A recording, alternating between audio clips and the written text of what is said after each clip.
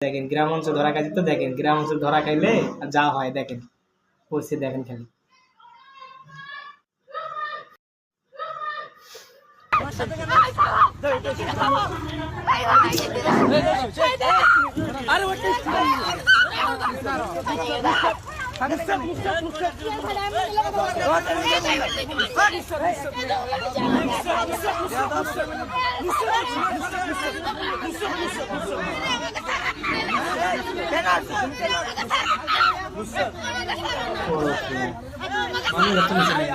বাইরে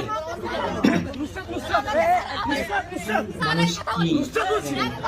সত্য দুটো বাচ্চা